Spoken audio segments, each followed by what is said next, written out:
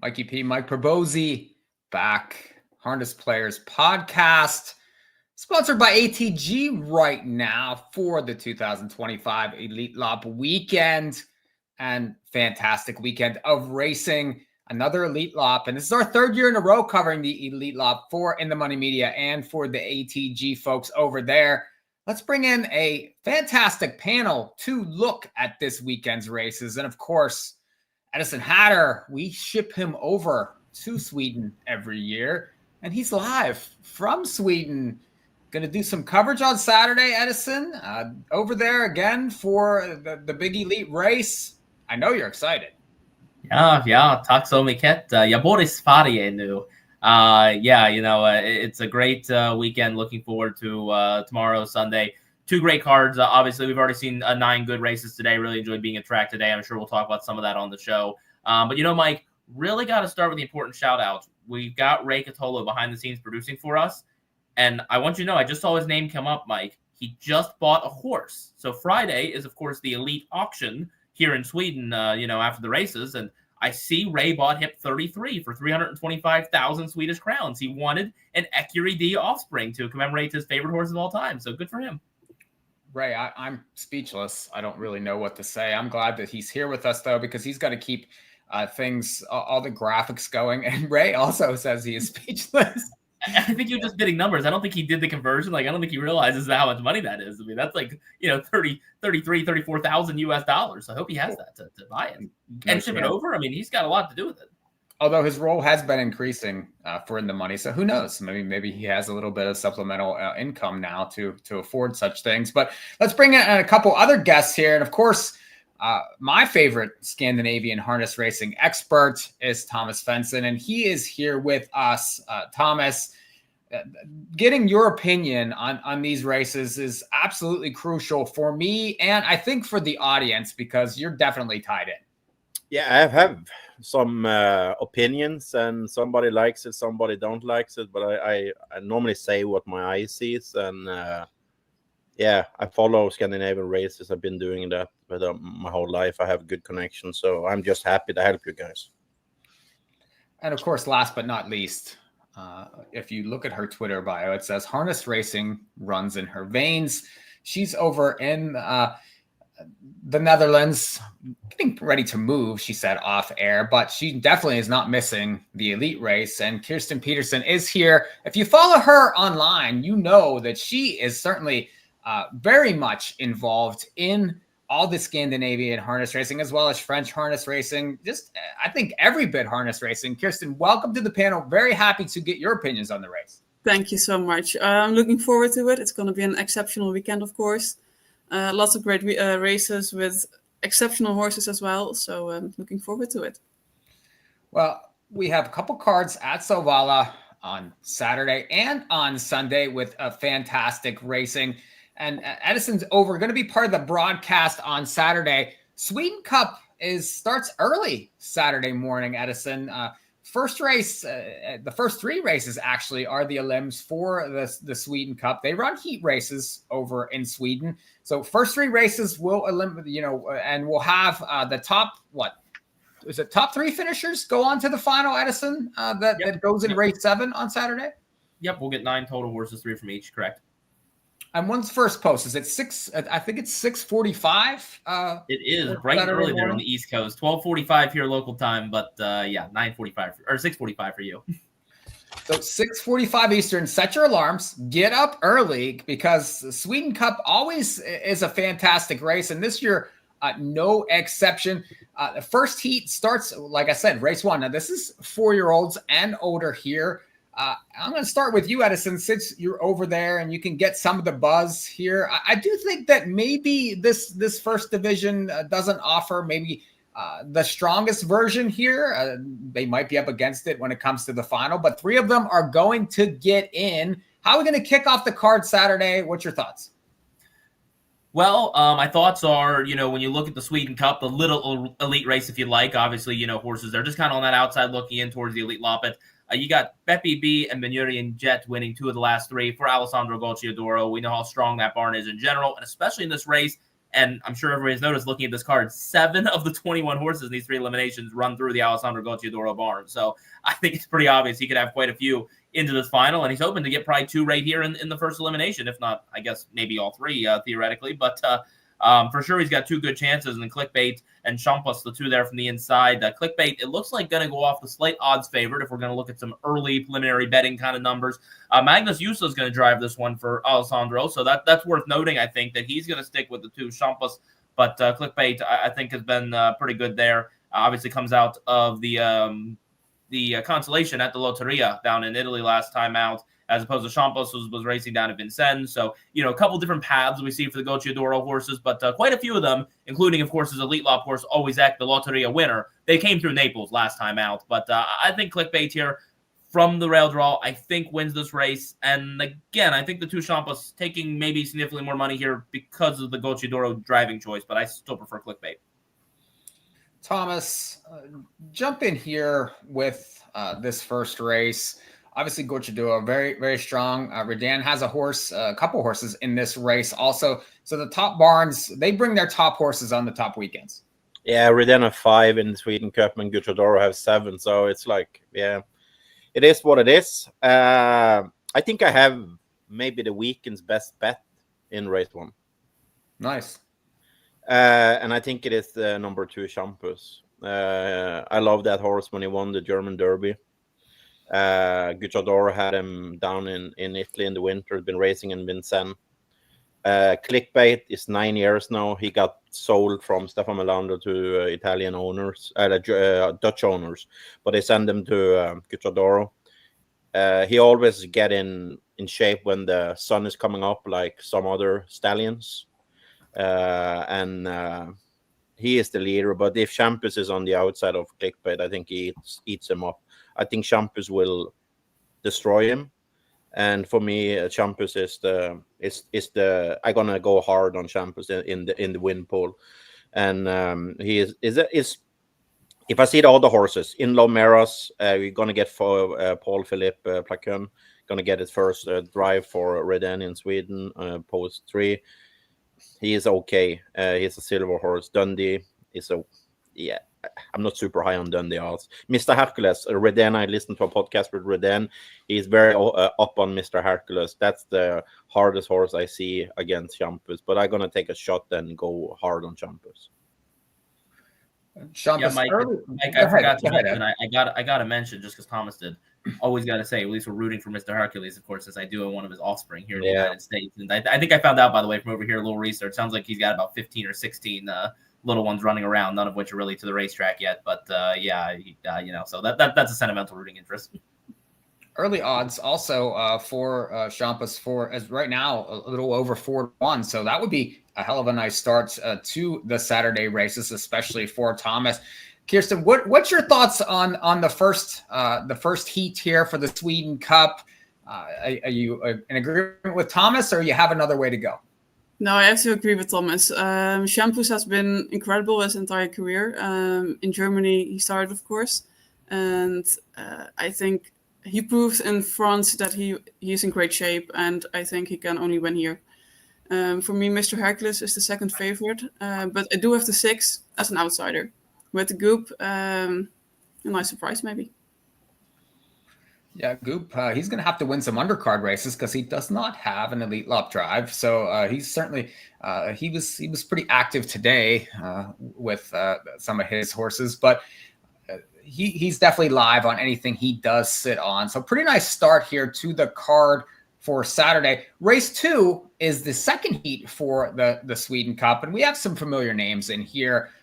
Devilish Hill is one that we certainly are familiar with from last year. Double Deceiver, horse that raced very well when he was over here in the U.S. now, going for Top Connections. He's been there for several years now, but certainly a familiar name if you're watching these cards. And number 6 following is a horse that is another one that's known to people that follow the circuits. That one looks to be an interesting price look, 22-1 on early odds for that one. Certainly comes from Off the Pace. Last couple years have not been great, but does have some back class. Kirsten, I'm going to go back to you here to kick off the second heat. You a Devilish Hill fan, or maybe interested in somebody else? I like Devilish Hill, but his last couple of races have been a bit disappointing. But he likes to go from the lead, of course. So I think with number 2, he can get a perfect trip that he likes and go all the way. But the 3, Ideal San Leandro, of course, Richard Westerink, he just came back from Italy, from the Lotteria, and he won the consolation final, of course. And he really impressed me there from the lead. So I think if you can get a nice race and stay in touch with the front horses, he might even get a place in the first 3.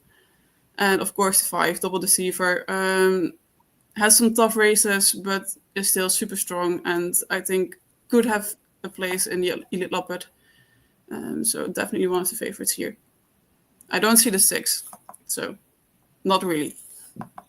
Thomas, this is heat racing, of course. So I know that they're trying to make the final, but do you think that some of these horses sort of, save something for the final and, the post rules and such? It is beneficial to win one of the heats, certainly, to get a good post for the final. It is, but I can start on 6 following. I wouldn't bet $1 if it was 99 to 1. I can take you. We can start there, Mike. So I can take you on that one. Double Deceiver. He was one of the biggest favorite to win Prince Daniel last time on Gävle. I listened to Redento. He blamed the track on Gävle. He never did good on Gävle with his horses. He says his horses don't get over the track very good up there. He was one of his Elitlopp horses, Double Deceiver. He expect him to be much better this race. I think he is the horse to beat. I think Double Deceiver will win. I'm very familiar to Devilish Hill since I bought him as a 2-year-old to Lucas Wallin barn, and we sent him home with the Norwegian owner, and he is surprised me incredible last year that Gundersen developed him to be a international horse. I think some of the rest last year was, I don't gonna say fake, but he got nice post, nice trip, and he looks like he grow one step when he can be in the lead and maybe open up with a length or 2. This year he coming back. First race he was parked. That's not Devilish Hills, because I don't think he is super tough horse by horse. Last time it was tricky race in Denmark. He never got a chance, but he didn't look like that he had so much left when the last 116. I think it will be over bet. He can win, but I don't think he win from the lead. Ideal San Leandro, he won the consolation down there. Yeah, I'm not super high on him. I think it is Double Deceiver's race to lose, but you never know with Kihlström. He would be okay also if he is second, if he can save the horse little in the elimination. That's the tricky thing with Kihlström in elimination race. It's not the easiest way, the easiest guy to bet on when you go to the window. If you want them to win, he can definitely be second and save the horse, because then he's going to get post 3 or 4. Edison, we didn't mention either one of the Gocciadoro horses in this race. Give either one of them a look. Are you looking Double Deceiver with Thomas? Diamond Troopo is the more intriguing one for me from the rail for Alessandro Gocciadoro here. But Double Deceiver I think is going to be pretty tough in this spot. Thomas already kind of hit the key points. Last time out there, we saw the race at Gävle. The race before that took on the Finlandia race there over Vermo in Finland. Winning you're in for the Elitlopp. So obviously that's how Melby Jinks gets into this race. And he was 4-1 in that race to get to the Elitlopp. So here's yours up in the Sweden Cup. So it makes a lot of sense. But I tell you, I will go low price shopping with the 3 Ideal San Leandro on top, who obviously, as we've mentioned here, the win in the consolation in the Lotteria down at Naples looked very impressive doing so. And Björn Goop drives again. We saw this horse stateside, Mike, when it came to the International Trot, and I thought Björn gave a great drive to Ideal San Leandro to be third behind Jiggy Jog, and Periculum. So especially on the ship over there, now much closer to home with Sweden instead of the U.S. So I would take a shot with that one on top. I think 16% on the odds. When we saw the odds, it looks like there's several horses here going to take money. Double Deceiver, probably the slight favorite, maybe a semi-significant favorite, but still, there's others taking money here. Yeah, it's interesting, Double Deceiver. He kind of shows up by appointment only. Really limited starts. But this year, already 4 starts this year. He only had 4 starts all of last year. So I do think that he's pretty well meant. The problem is you have to, pay the tax of the top connections here. But, right now, I mean, that looks like a pretty even odds board. Now it's early, but if you like something, you're going to get your price. So don't be afraid to take a shot there in the second heat of the Sweden Cup on Saturday morning. Let's go to the third heat. And this is, I think that one of the tougher, probably the toughest heat, if you look at it here, with some more familiar names. You have Kilmeister shows up in here. Missile Hill is another that shows up. Dancer Brody on the outside. Thomas, where are you going in the third heat?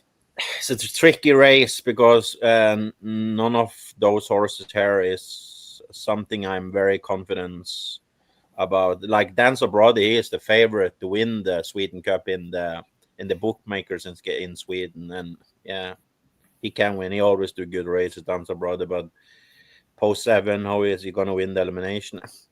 I love Kilmeister, but he haven't done anything good since he come back to Sweden. But he have had a winter down in France and raced against top horses, and I know this horse. I see him every day, and he is a much better horse when he can race on a mile, just a mile. And from post 1 with Björn Goop, he made a break last time, but he was loaded. I'm gonna take a shot on Kilmeister because at the a filly against the boys.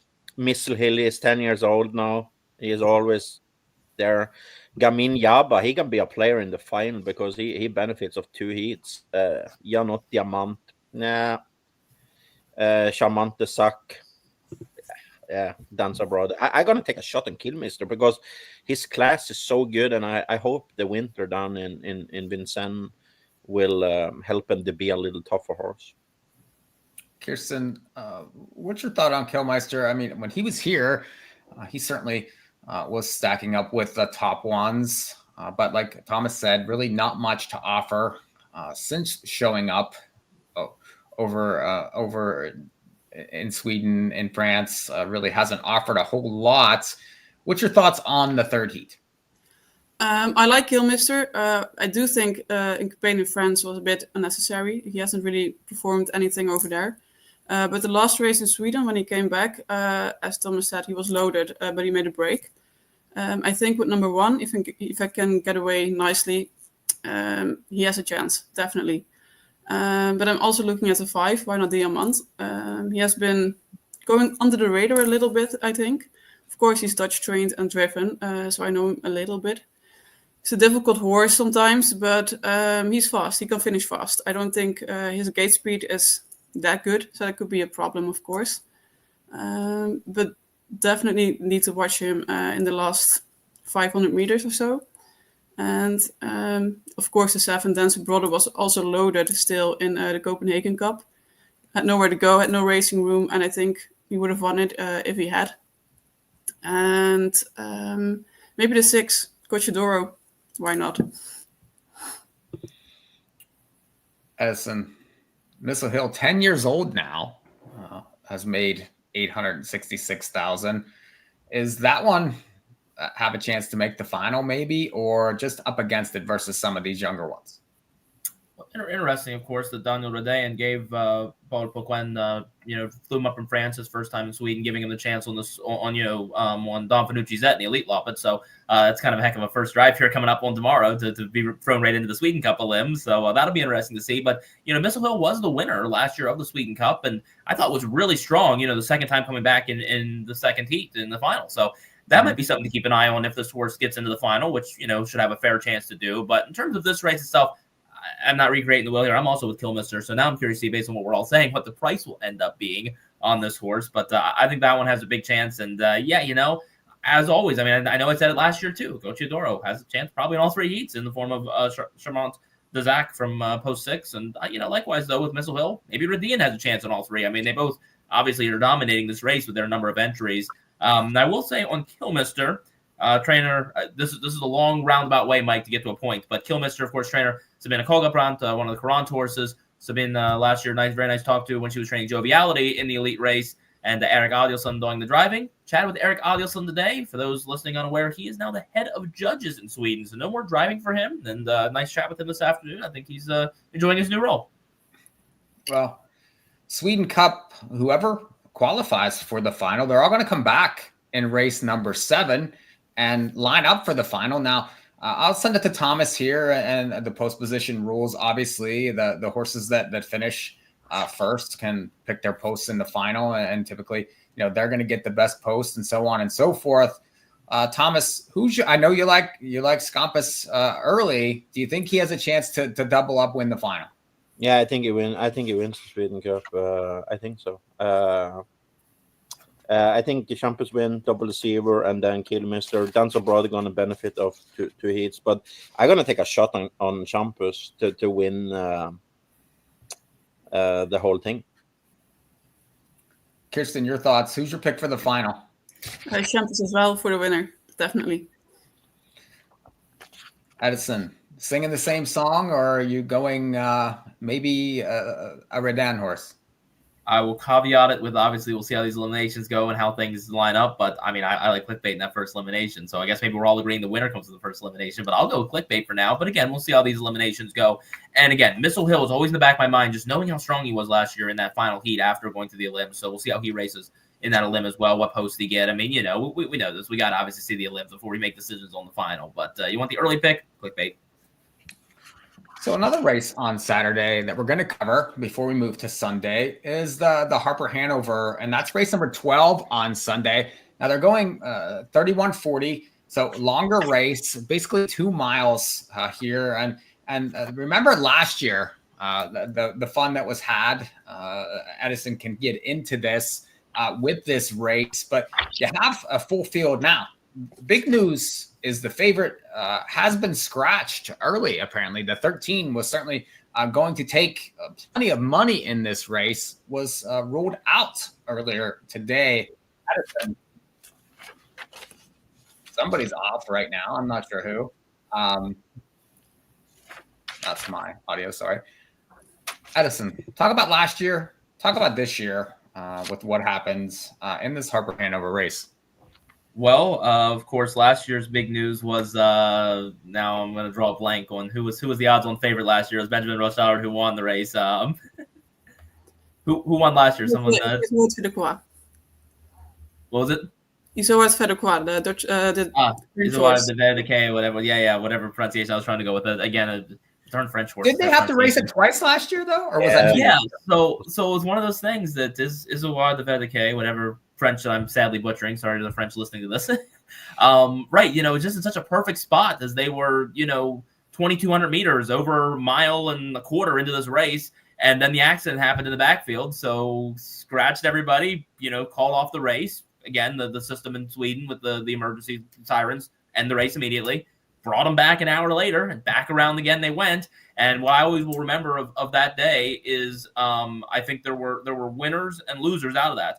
I think nothing changed at all for Isoas de Verdeke. Good, the horse came back to win that second heat because he was clearly going to win the first time, and he clearly won the second time. He was clearly the best. There was so much made about Rochard and doing the circle start and, first time trying to figure something out of that. So it's very well that worked out for him. I think the big winner was High on Pepper, Jorma Kontio, who was in a pretty tough spot the first time around, and I believe ended up finishing second in the rerun race. So he really was able to get himself in a better spot. And I think the loser was Bjorn Goop with Working Class Hero, who was in a very good spot the first time around. I believe made a break the second time around, or at the very least wasn't really in the mix. So, obviously just kind of the luck of racing, but I think it's very good that here in Sweden they have the ability to rerun a race like that, as opposed to, the States where obviously we would, either call it a no contest, just be done with it, or most likely in a spot like where that accident was, we probably would have continued running the race and probably have had them finish. But still, that's pretty dangerous. You got an accident into that first turn, you're going to cross the line, go back into that turn, and have to quickly possibly avoid some people or some incidents. So I think that's a very good thing they did last year, but obviously it made for an eventful day. And this year's race is already off to another eventful start. The big news of the afternoon was, again, back to my French, right? Ebiki de Hoel with the scratch. And was trying to understand through translation a little bit today of what exactly the story was, but it sounded like it had something to do with the actual plane itself. The horse never came here. Horse was in France, and I think just a matter of was worked up, but just wouldn't get on the plane, so never came here to Sweden. So horse is still in France, is scratched, and I believe was a 30-something oddser on the early odds, for the early V75 odds we were looking at. And I know Kirsten horses that she likes and maybe has the same opinion as me of a horse that maybe should have been invited to Elitloppet and in Marosa, who I was going to pick anyway. That definitely is going to hurt her price now. Kirsten, jump in there. Yeah, my biggest wish was for Marosa to start in Elitloppet. Of course, her finish in the Paralympia Triathlon was incredible. She finished third behind, of course, Samuter and the winner, Boris Victory. But also in France, she has been consistent, showing up. She was second in the Prix de France. And I think she belonged in Elitloppet. But I think they didn't want to invite her because she isn't the winner. She hasn't won in over 2 or 3 years. And I think that was the main problem for them not to invite her, unfortunately.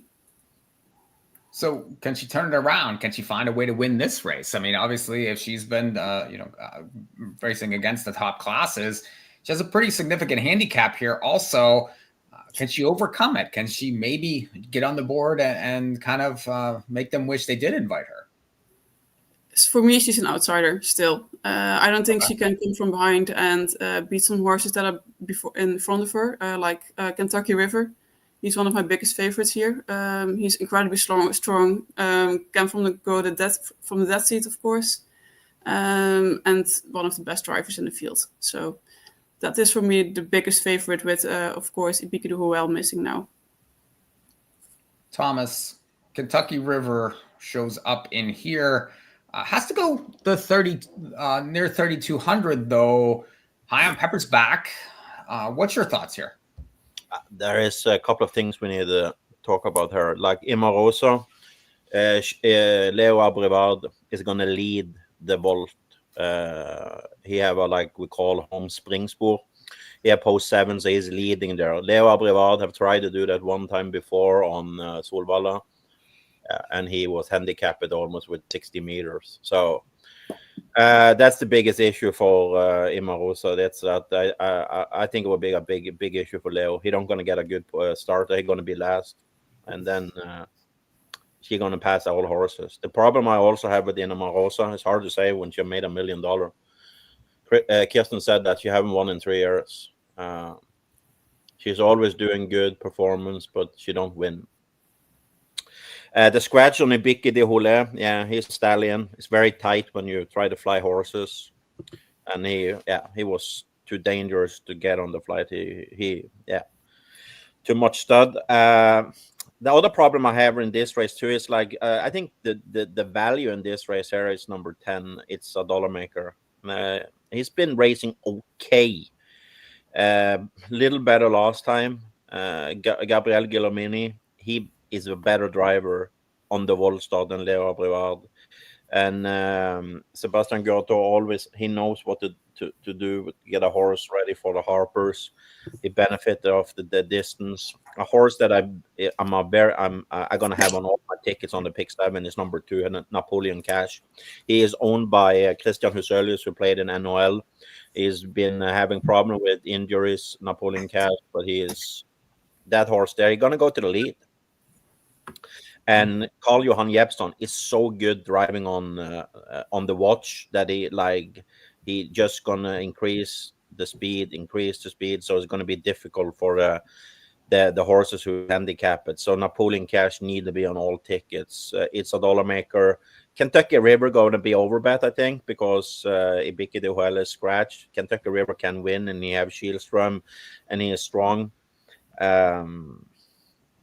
Pantokrator is a horse that I also think can benefit of if he can get a nice trip, just be on the inside and get space on the end. He can be a player. But for me, it's going to be Napoleon Cash, and it's a dollar maker before Kentucky River and in Marosa. Thomas, talk about the big pick 7 pool that shows up on this weekend, real quick. Now, this would be the end of that. And that's one of the big reasons last year that they had to rerun the race, because there was so much money in the pick 7 that really needed to be decided. And we were looking at some of the odds. At least I'm looking. You can pull them up also on the ATG website. But the Kentucky River 26% right now to finish out that V75. The horses you like Napoleon Cash, only 5%. So this horse would pay very well if you can get that one down. Yeah, it's going to be close to 120 million Swedish, so 10 to 12 million US dollar in the pick 7 pools, and I'm a big better on the pick 7, so I already start handicapping, watching replays, and I value I make, when I handicap races, I put like points on the horses so they get different money into the pool. So like if in this race I will maybe put Napoleon Cash and it's a dollar maker on 1 point, and Kentucky River and In Marusa on 3 points, and Ponta Krator and some others on 5, and maybe some others on 7 or 9 points. So you spread the money out. So because if you go deep in a race, there is horses you believe in more than others. So it's like common sense to try to put the money where. So if you're good handicapping, then you have a good shot to get the pick 7. I always have one single and one race where I'm either 3 deep, and then I go hard out on the rest. But then I need the handicap good in the 5 other races. Mm-hmm.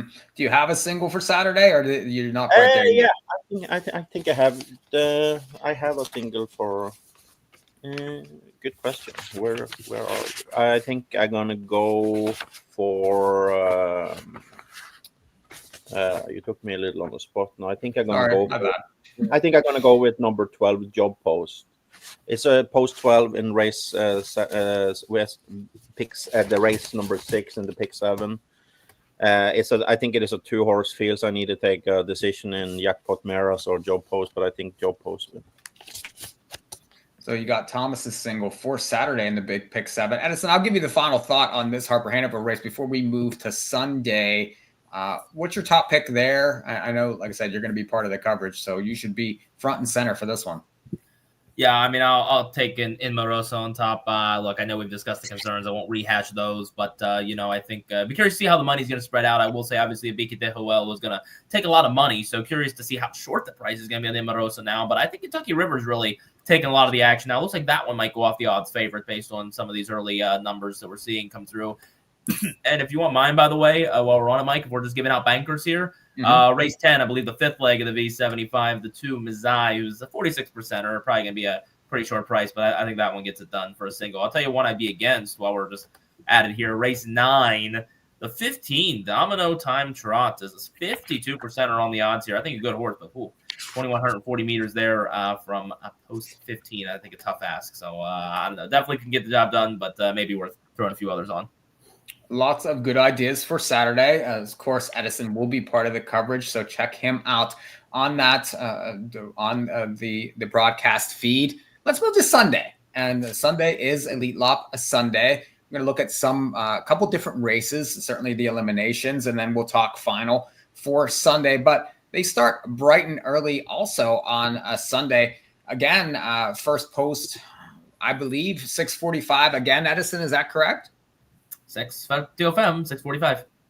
So up bright and early. And for the sprinters, bright and early on Sunday, 640 meters in the first race here. And Edison, I'm going to go back to you here because these short races, these sprint races, there's something a little different that we're not used to seeing over here. So explain how it works and explain how one bets this sort of race. If you're up early on Sunday, how are you going to bet race 1? Very interesting. Obviously, this afternoon, we got to see not only the speed race, which is obviously different from what you're seeing in the States, but the Koningsblood speed race, the Cold Bloods having at it this afternoon, the final race of the day. So, 9 horses. Now, with a scratch here, we're going down to 8.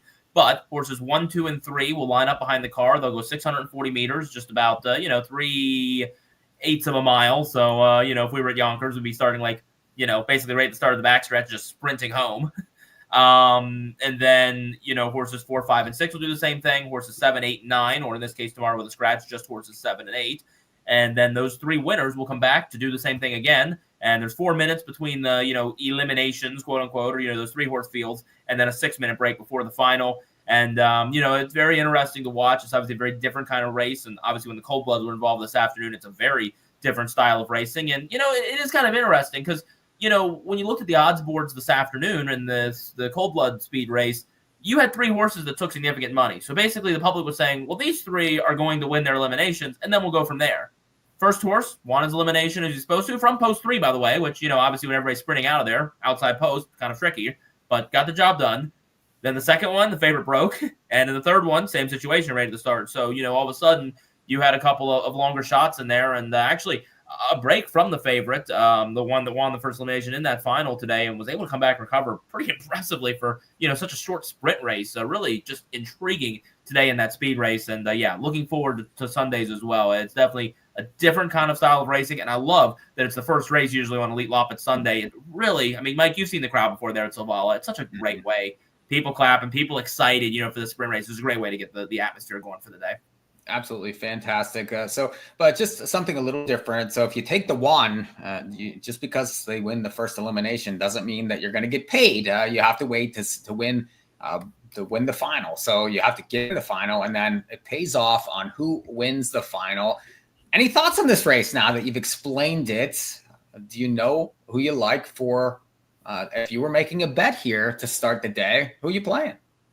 Yeah, and it also means, obviously, if you're playing Quinellas or Exactas or Trifectas, it's kind of unique, right, Mike? Because we can't have a 1-2 Quinella or anything, because obviously those 3 horses that make it to the final are the 3 possibilities in the Trifecta, so that kind of makes it fun as well. I went to the 4 Redley Levesque, who comes off of an 1140-meter race, so just the one lap around the track there. Dievla last time out, and, finished second in the end of Jaguar Dream, who's going to draw the 8 poster, obviously won't be post 8 with the way this race works as we've described, but the 8 Jaguar Dream was beaten by him last time. I think in turning around this time, those 2 were the 2 clear ones taking money in that race that time, and likewise, I think those 2 will take some action at the windows in this time around here as well, but that's the direction I went to start, was the 4 Redley Levesque, and I'll tell you that middle elimination, quote unquote, the 4, 5, and 6, really, those 3 are all taking money in the V4, the pick 4 to start the day. So going to be interesting that the winner of that one, I think, is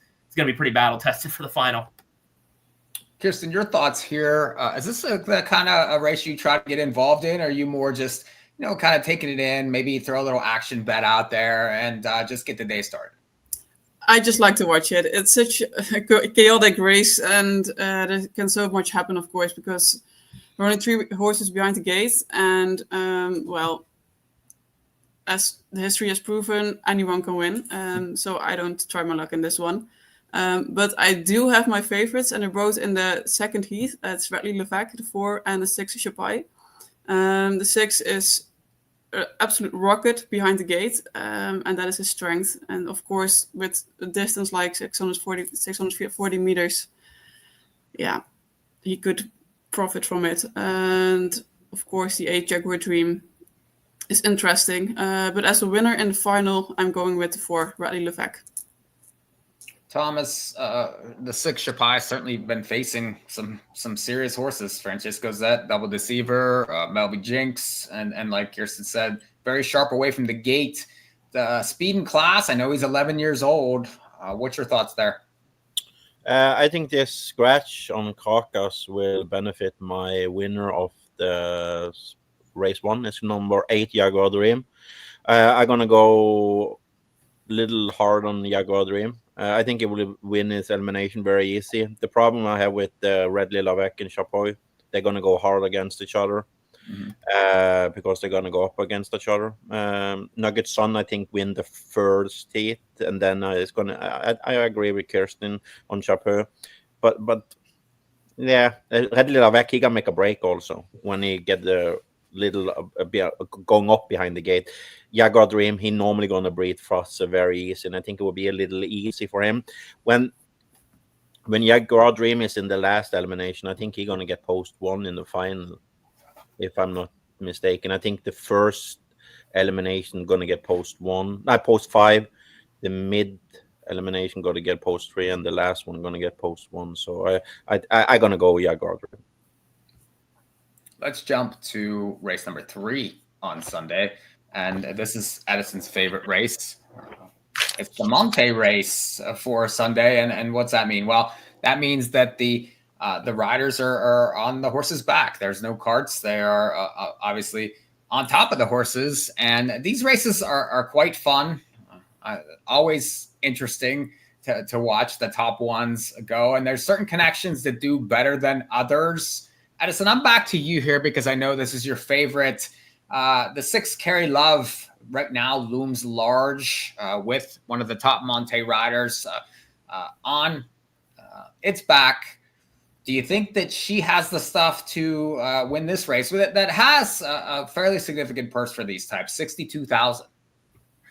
Yeah, a couple interesting storylines to follow here. As you alluded to, Carry Love here with Jonathan Carré, of course, pretty much considered the top Prime Monté rider in Sweden. So, to see him at I believe, a 13% on that V4, kind of a low odds for him especially. So, might be a chance to get him at a price. I went elsewhere, but I will say another storyline worth watching is the 4 correspondent with Paul Ploquin, who of course is driving Don Fanucci's Zet. We saw last year Eric Raffin win not only Elitkampen, but also of course Elitloppet with Horsey Dreams. So could be another rider looking for the double there. But I went to the 5 Gallet Stud. Mike, I'm a glutton for punishment this weekend. In Marosa with her winless streak for a couple years, and I'll go to Galletstead with the same situation. But I think there's class there. In fact, 2 starts ago, finished behind Honeck in a driven race, in regular race behind the car. But beyond that, has obviously seen quite some Monté action lately down there in France. And, the French shippers usually pretty tough in races like this. This horse, I believe, a 20%er right now. It's the 3 first one Diamond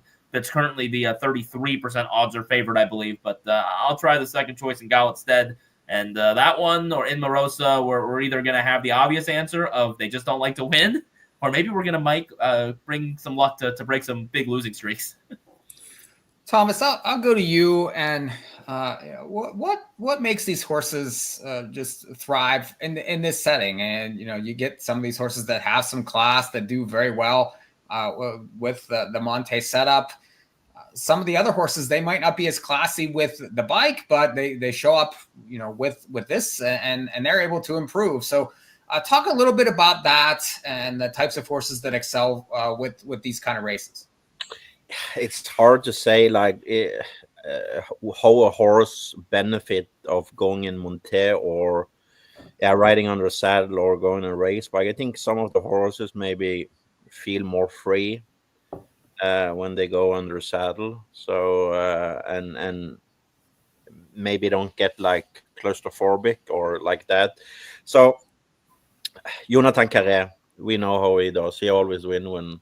So normally it's the easy way to go to him. And Carry Love has been bet down in France in Vincennes in the Monté races. I always see that because the better in France, they are very, very good. So I always look at that. Like when the horse Edison mentioned, he has been racing in Monté races down there, and he have never been bet. So I don't gonna go to Galletstead.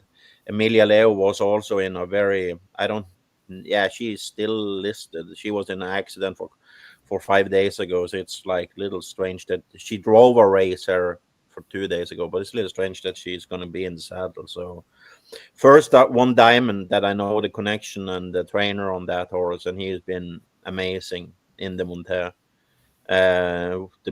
One of the best Norwegian Monté jockeys. He's upper class, but he impressed me on Solvalla last time.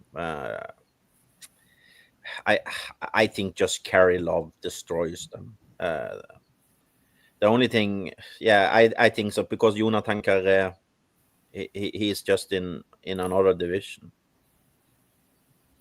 Kirsten, interested to get your thoughts here. Another certainly different situation. We got the sprinters. Now we got the Monté going for big money. So I'm sure that there's going to be a lot of action here. Yes. Of course, I think the 6 is the logical favorite, Carry Love. But don't forget, Galletstead was 3rd in this race last year.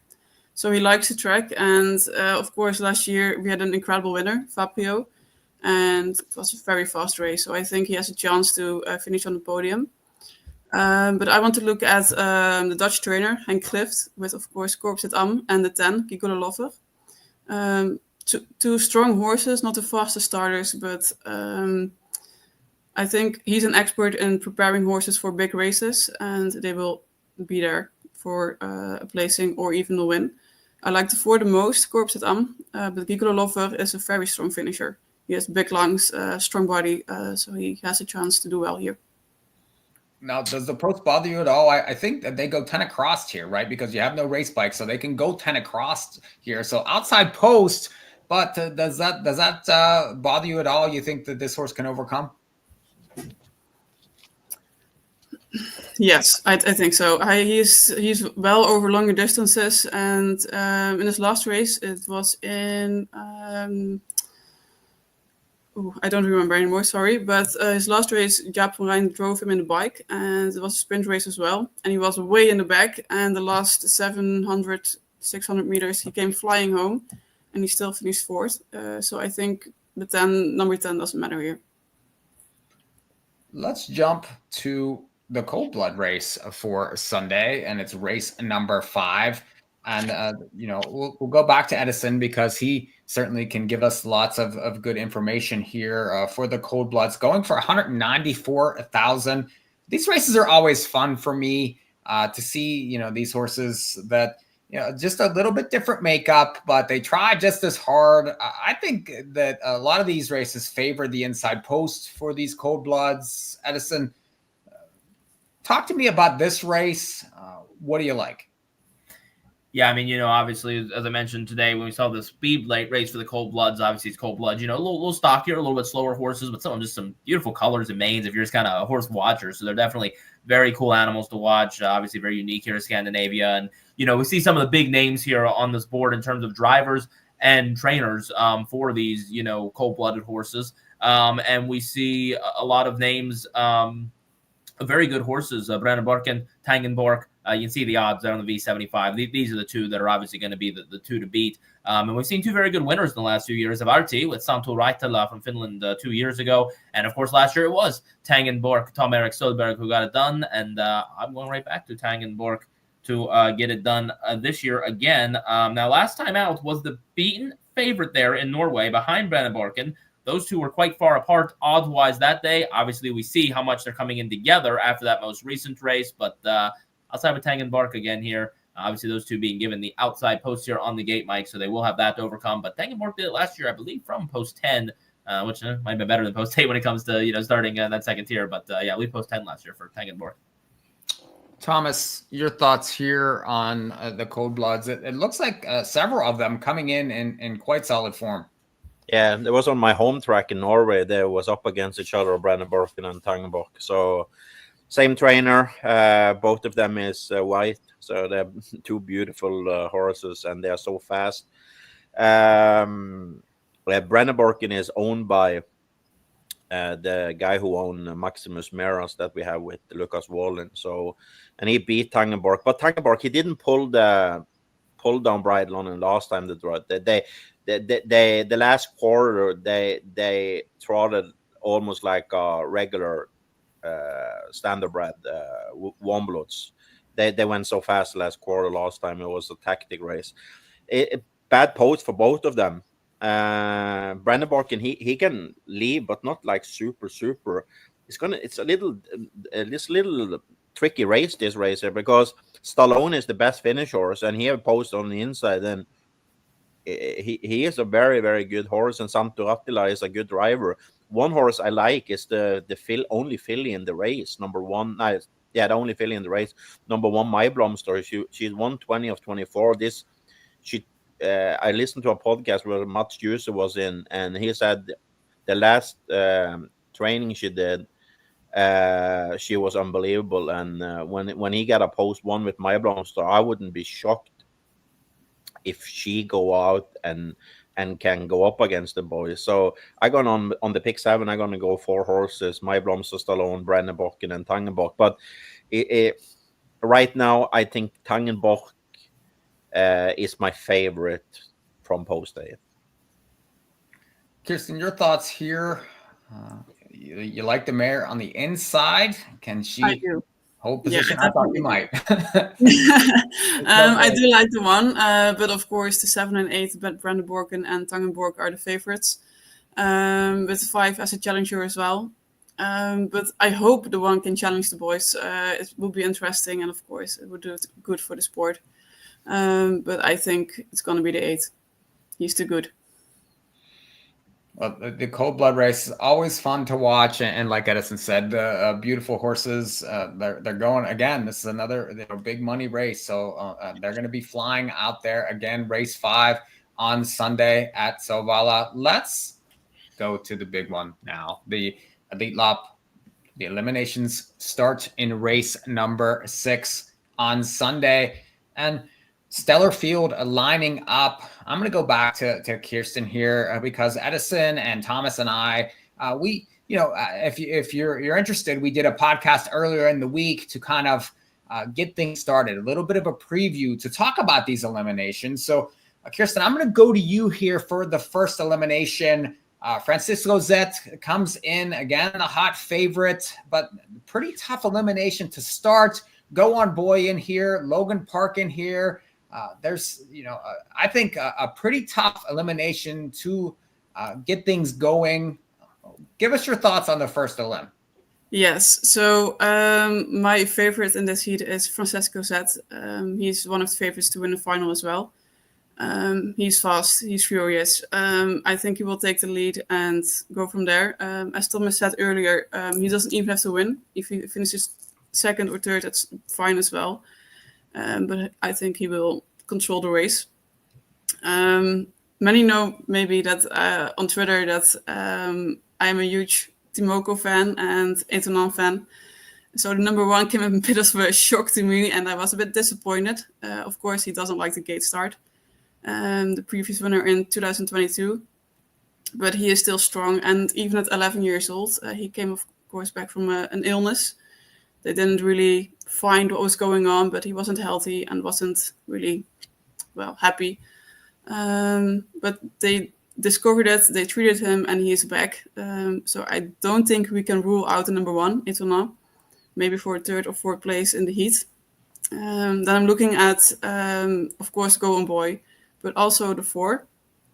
I like him. He's fast, and he could get a covered race in the 2nd row over and go from there. But I'm hoping the 5 to do well. I like overseas horses, same as the Locomotive in the 2nd heat, and I hope for them to do well. I really do. So I hope for him to do. He can start fast, right? Logan Park. Absolutely, yeah. Plenty of gate speed for him, and McNair's a send driver. So I think that he's going to send this horse. I think that's his best chance. So I could see him being quite involved early. And I think he makes the final. I could be wrong. And I know Thomas might not be as high on him as I am. But I do think that he has a good chance to at least make the final in here. I like him. And I would like for him to change the odds, because a lot of horses from overseas are not doing really well in the history of Elitloppet in the recent times, at least. Resolve was the last one to really impress, especially in the final, of course. The 8, always Eka Lotteria winner, strong, controlled. The 8 is a difficult number, so a difficult shot here, but still has chances with the driver as well. And the 6 and 7 are outsiders for me. I would have loved for the 7, Sharon, to have a different driver, maybe Goop, because he's missing, of course, and the Elitloppet, and that's a big shame. But the trainer is driving, and he's strong, but an outsider to me. So I'm going with the 2, 3, 5, and I hope the 1, of course. Edison, you are over in Sweden, and I know that you got to spend some time with Orion Kihlstrom here, driving the favorite Francisco Zet in elimination number 1. I do believe we have that interview here that we can let everybody see here. If let's see, I can pull it up if hope we can. Edison Hatter joined with driver Örjan Kihlstrom. Örjan, obviously a big chance this weekend in Elitloppet. Tell us a little bit about Francisco Zet. Yeah, it's a great horse. He was very good at the end of last season. Not so good in Elitlopp, but after that he was very good. So this year we hope he's on top already at the Elitlopp. And have you taken a look at that first elimination? Thoughts on the post-2 draw? Perfect draw. Very quick horses on the outside, like 4, 5, 6. So we have to see what happens after the start. But I'm very satisfied with the draw. And obviously you and trainer Daniel Redén, the last Swedish winners with Don Fanucci's in 2021. What would it mean for you to be able to snap this 3-race win streak for the French? It would be great, of course, and hope we can beat them this year. Now, another one we have to ask you about, we're going to see on Sunday's card, is Allegiant, who, of course, we're familiar with in the United States. Obviously, very impressive at Edinburgh a few weeks ago. Yeah, she felt fantastic, so she will be very interesting to watch in the future. So she went 2,100 meters there, down to 1,600 here. What do you think of the last 500 at Edinburgh? Was she getting a little tired there, a little longer than she used to? Actually, I was trying to get as slow as I could the whole race. So when she calmed down a bit, I just tried to go as slow as I could, even at the end of the race. So she was not very tired, actually. And from that race, you get a sense of how good you think she can be over here? As she felt, she can be a horse for the Elitlopp next year. Well, thanks, Eddie, for your time, and best luck this weekend. Thank you. Edison, you're getting plenty of good info of being over there. What was your sense? I remember last year when you were doing some interviews, as far as the confidence level for him. I know that he seems to think that this horse has a big chance. He's going to be the favorite again this year. Will the result be different?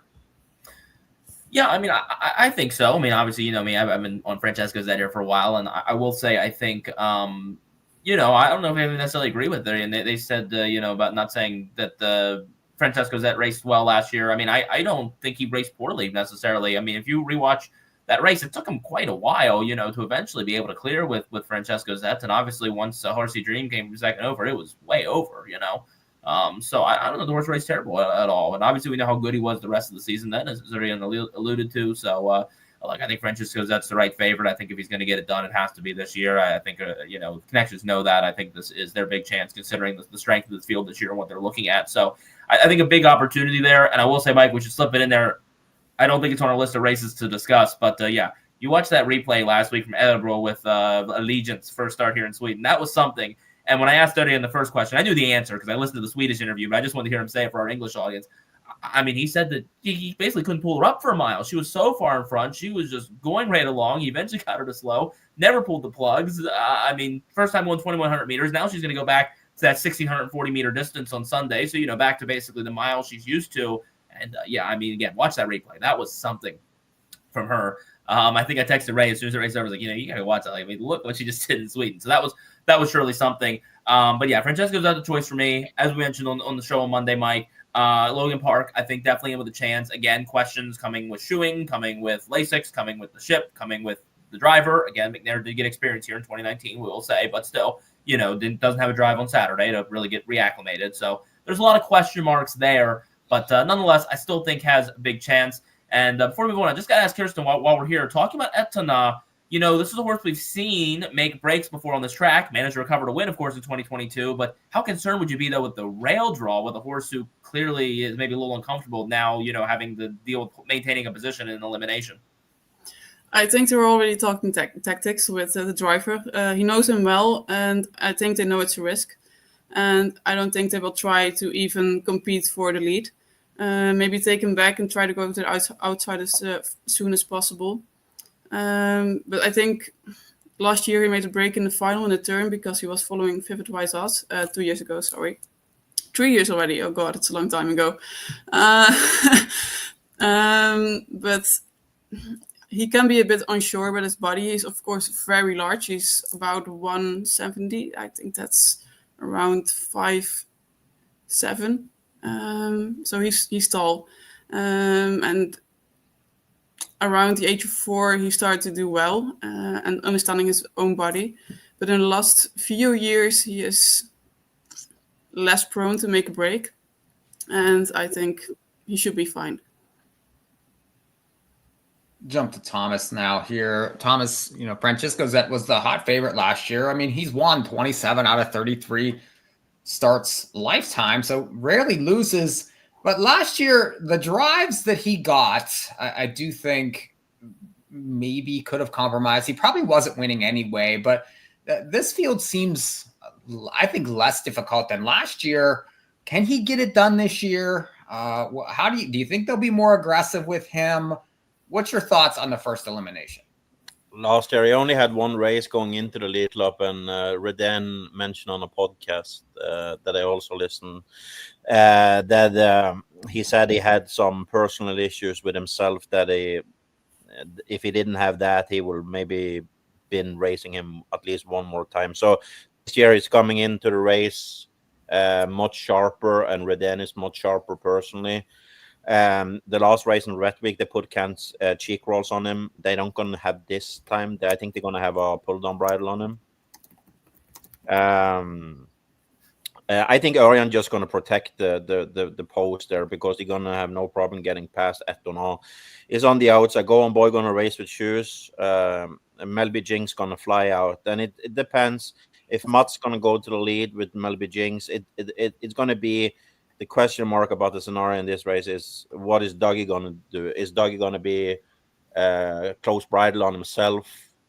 Then it's going to be speed. And it depends how much Melby Jinx and Logan Park in a fair day, who also can leave, what Matt's going to do if he feel that he going to have the advantage coming into the first turn. I think he's going to be in the lead with Melby Jinx. And then I think Francesco either going to go, after they battle for the lead, they're going to go up on the outside and close the race. So the biggest issue I have betting-wise is you don't know with Örjan in elimination. If he see that he can save the horse and be second, he do that.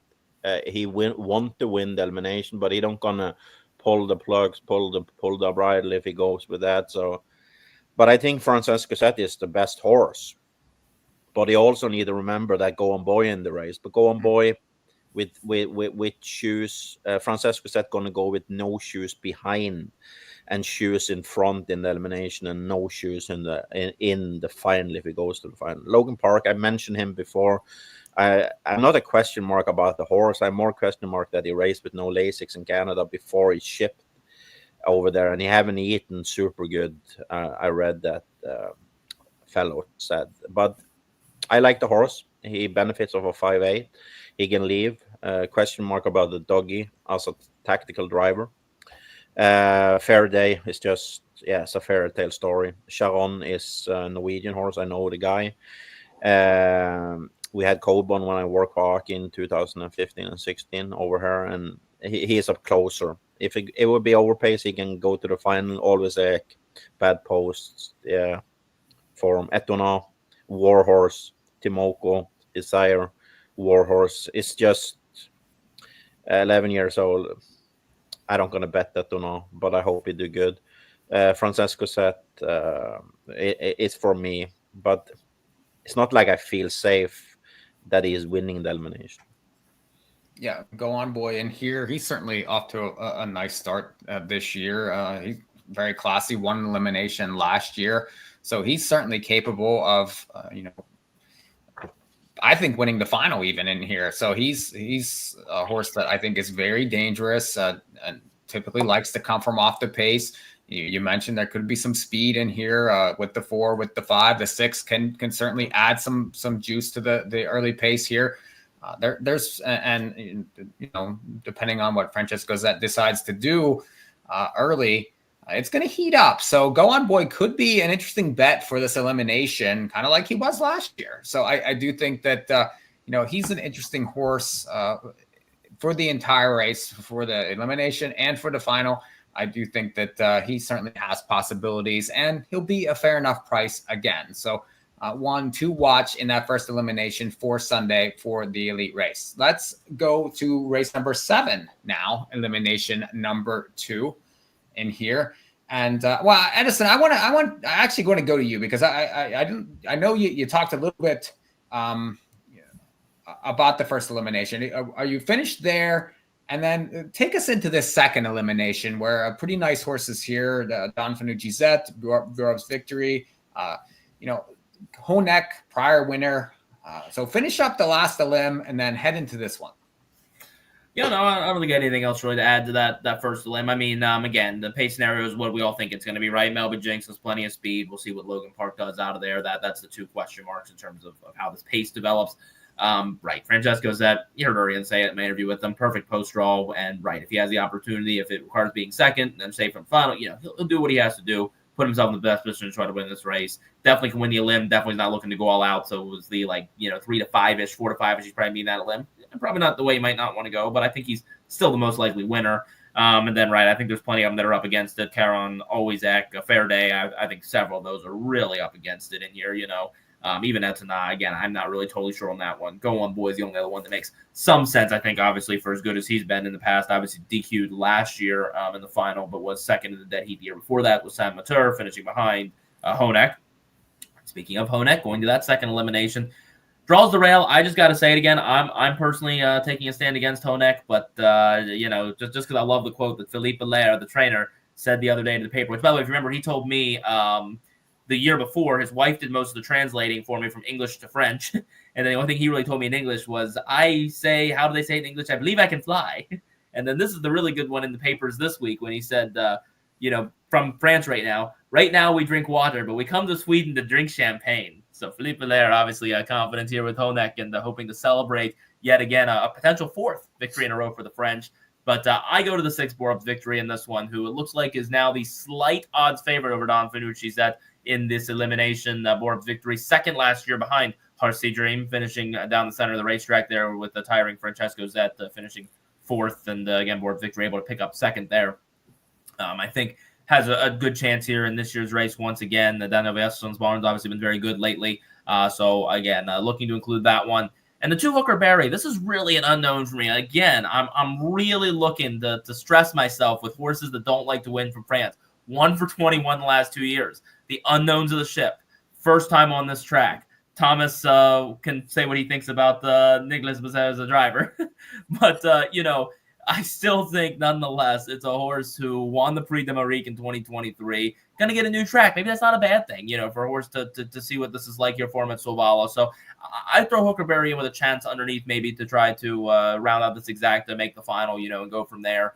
And yeah, I mean, it's unfortunate, much like Just Believe 2 years ago, that Locomotive draws post 7. Obviously a difficult spot, but, I think there was some serious underestimating of the Australian power with Just Believe. And then we saw him go up and go toe-to-toe with Francesco Zet, and they're both installed a pretty up at Bowden a few weeks later. Mm-hmm. So, clearly we should have all gained some respect for Australia. We'll wish them the best of luck here. And by the way, Mike, I don't know if we officially mentioned it on Monday, but, incredibly sad news just a few weeks ago, of course, with the passing of Greg Sugars, the driver that was here with Just Believe in 2023. Was just a tremendous guy, very, very nice. Just Tubbs' fiance, I believe, that was with him, of course, the trainer of the horse. They're both just such great people. The film crew they brought with them documented their entire journey. That's still available on YouTube, by the way. A great watch if you're looking for something to watch with Just Believe. Dexter Dunn has plenty of cameos in there. Obviously, they know each other. You catch them talking to each other, coming off the track and everything. So, incredibly sad situation there.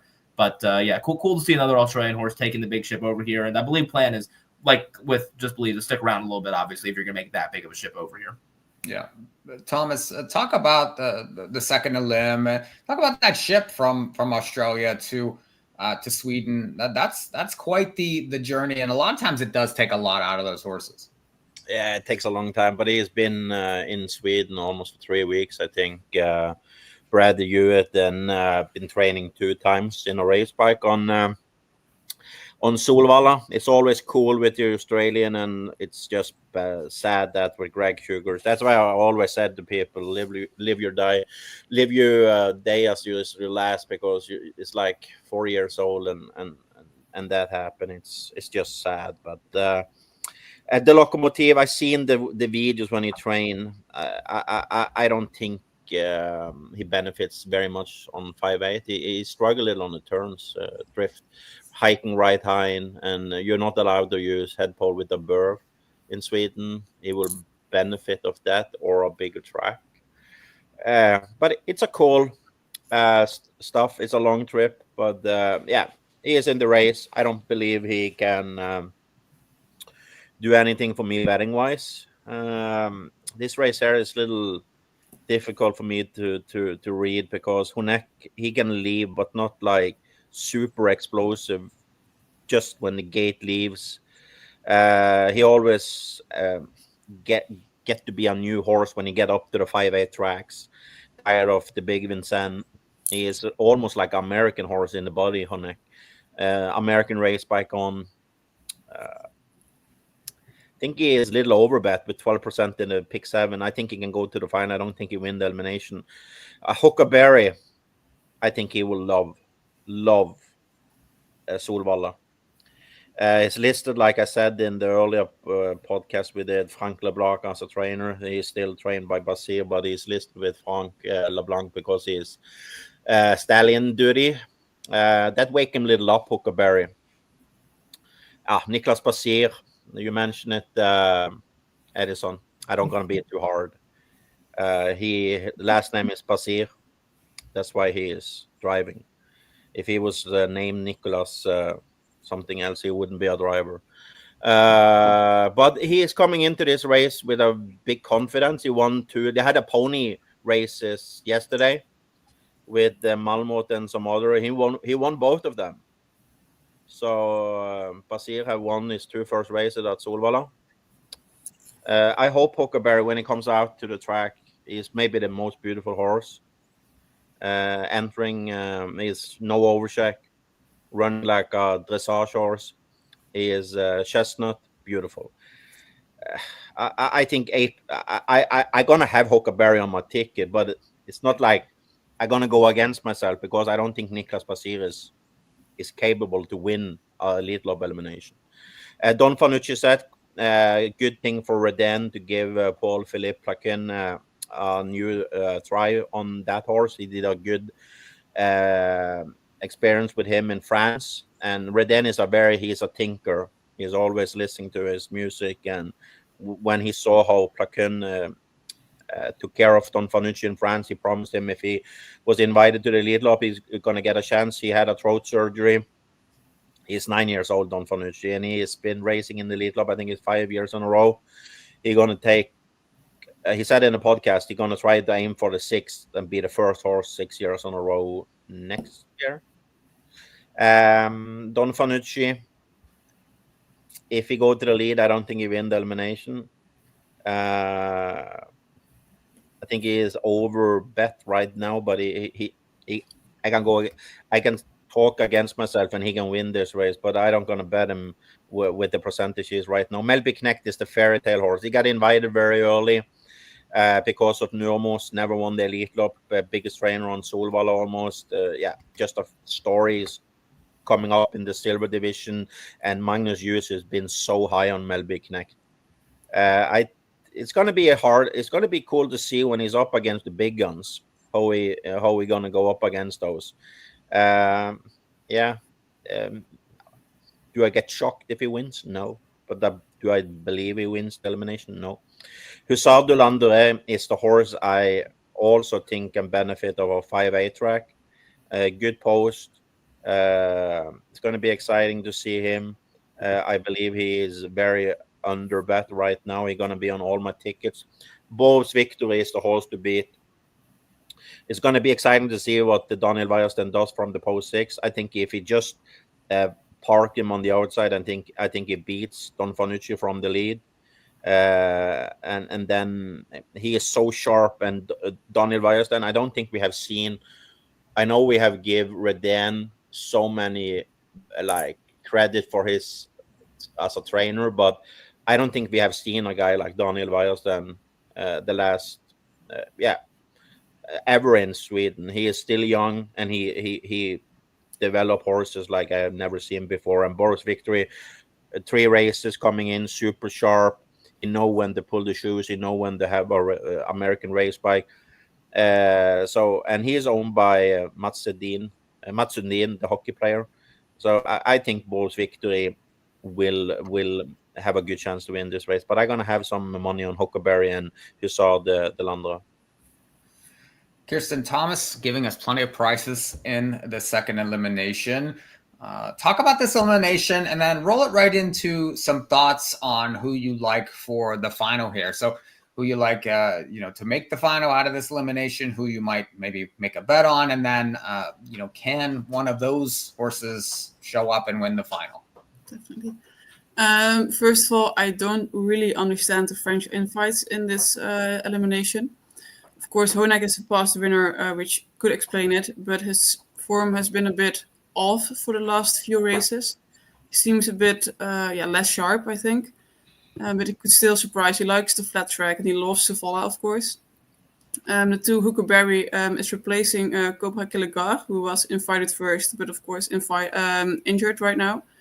I'm not a fan. Of course, it's a Prix d'Amérique winner, but he likes to travel along and he finishes fast, but I don't like him as a racer. At Vincennes, he really hangs in the turns, especially the last one. He almost goes sideways. So that could be an issue at a smaller track. And the driver, I'm not a fan either. So, and the 5, we still have the Landret, the French one. He's a long distance horse, in my opinion. He won the Prix de Paris, the 4-kilometer race at Vincennes. I haven't seen him race over shorter distances in his career. Maybe 2 or 3 times he did well, but that is it. So it's a bit surprising to me they invited him and that they wanted to come. I would love to have seen him in the Harper Hanover slop, actually. I think he would have done really well in that race. So he's an outsider to me in this one. Favorites for me are the 4 and the 6. The 6 is for me phenomenal. Of course, last year he finished really well, has done well in France, has done well in Sweden. This year has been nothing but exceptional. And I think he is one to beat in the final as well. And the 4, as Thomas said, it's a fairy tale story. And the driver has said that they expect a lot from him. That is still more to show. So I think for me in this one, I hope the locomotive does well, but I understood he likes to lead. And at post 7, that's going to be impossible in this elimination. So for me, it's the 6, the 4, the 3, and then 1 French horse. And I think Honek, the 1. You said Borup's Victor. That's your favorite for the final also? Do you think that he typically comes from off the pace, but can he be close enough maybe to catch the Francesco Zettes or horses that certainly take off early? I mean, he certainly does have a huge kick. Definitely. I've seen him start well too, but I do think he has to win or this elimination or at least finish second to be close to Francesco in the final. But he is so strong, and I like the trainer a lot. He has prepared him incredibly well. So for me, it's the 6 in the final, with the 4 maybe as an outsider. Well, they will come back in that 11th race, Edison, for the final, and usually 11:45 Eastern, they start to roll that gate. They're going for almost $1 million. What's your thoughts on the final? Is it Francesco Zet? Does he redeem himself? Does he finally get over the top here and get his Elitlopp? My first thought is as soon as you start saying Elitlopp final, there's a certain way your heart kind of starts beating faster. There's just something so amazing about seeing Solvalla, that racetrack, those people, the excitement of, this big $1 million final, and just, so many people so glued to the results on the track, so I think it's definitely, just really an exciting spectacle to see. You ever get a chance to go to it for anybody listening or whatever, it has to be on your bucket list of horse racing or even just sporting events in the world that you want to see in your lifetime. Elitlopp is just an incredible experience to be able to see. Thoughts on this year's final.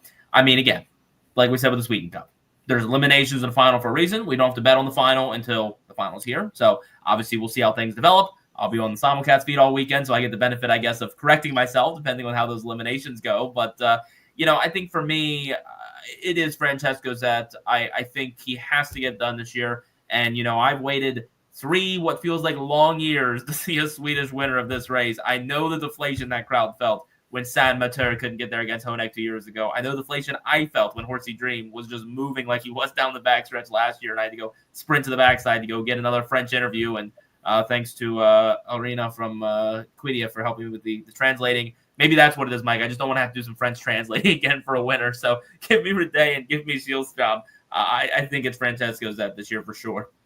Prices underneath. Logan Park could be interesting to watch in the final. I think that his price will be clearly dependent on how he does in the elimination, which might also dictate our interest in him. So I'm not sure what the sweet price of a price would be for him, depending on how he races. But, curious to see how he races there.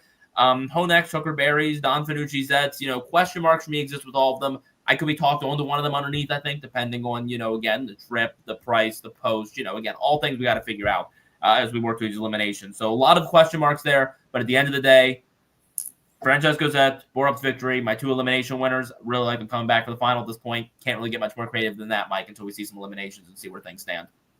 Thomas, we give you the last words here as far as this Elitlopp and the eliminations. I know you like some prices. What's your thoughts heading towards the final? Does Francesco Zet get it done, or you prefer someone else? I said before everybody was invited to the Elitlopp, I said Borup's victory, and I hope for Daniel Weiersten that Borup's victory can be that he can get a chance to win the Elitlopp. It's like the story also about Francesco Zet. They're both sire and mom trained by Jimmy Takter and trained by Reden. It's also, I hope Sweden will get a Elitlopp win, but I say Borup's victory.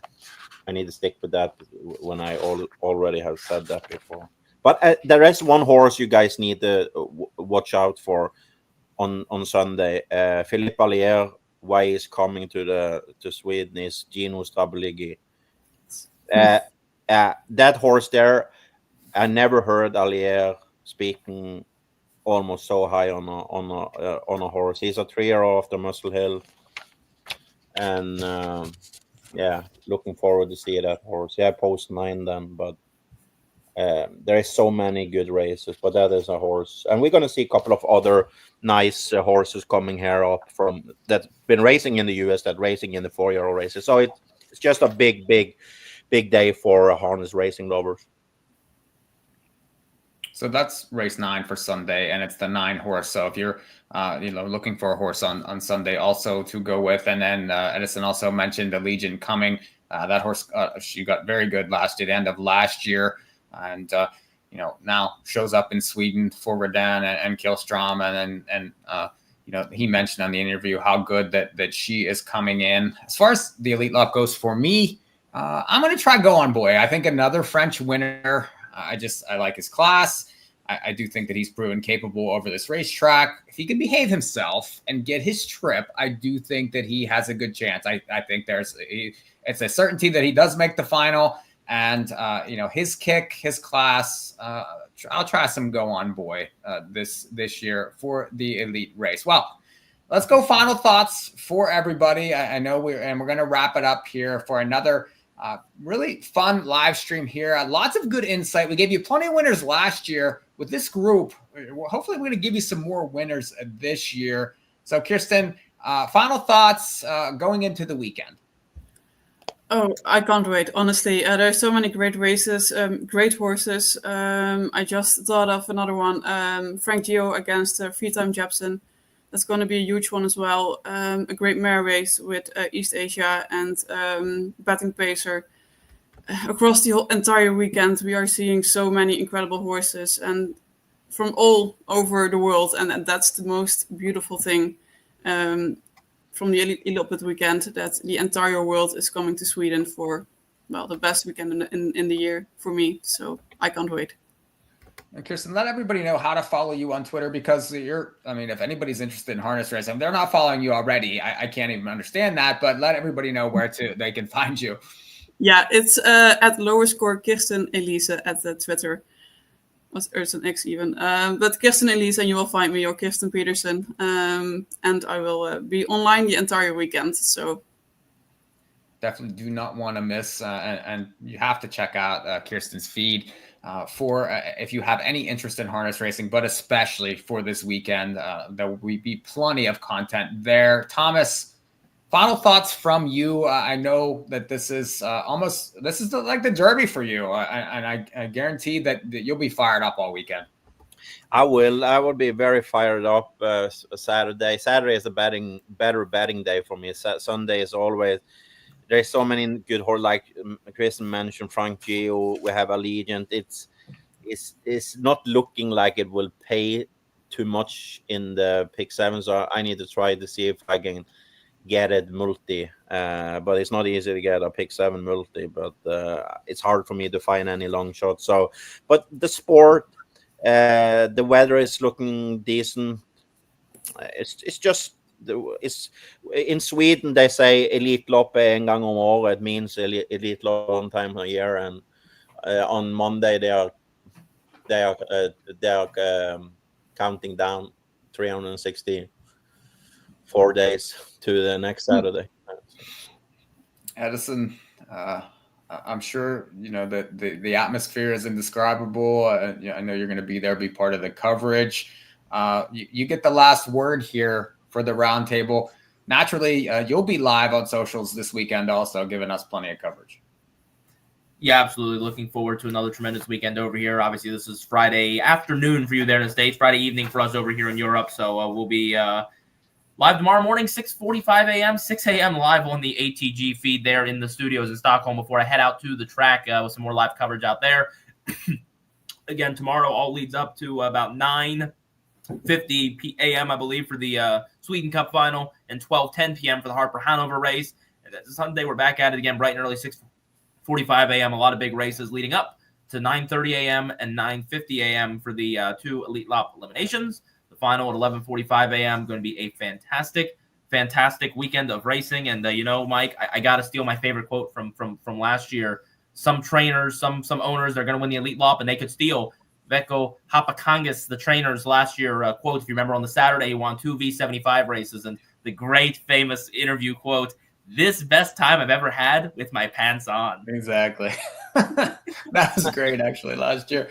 Well, check out everything on the network this weekend for the Elitlopp. Check out the harness racing newsletter. Certainly plenty of coverage there if you're interested in this. And check out Edison for his social medias. Of course, we thank Thomas. We thank Kirsten for their coverage here. This has been a fantastic preview for this year's Elitlopp. And, you can catch the replay, catch this on the audio side. We'll have more coverage this year from the ATG for some of the major races. So keep an eye out for that. Until then, enjoy Elitlopp weekend. We thank you all for joining us, and we'll see you next time.